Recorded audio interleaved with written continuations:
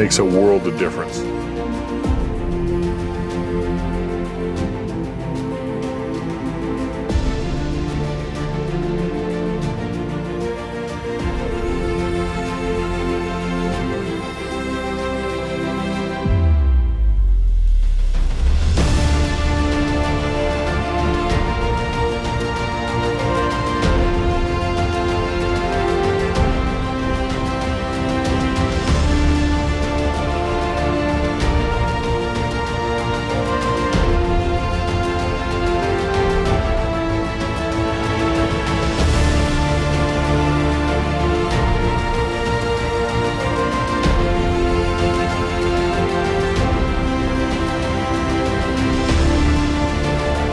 I can say for sure that drones have never been as important as of now to keep the community and first responders safe.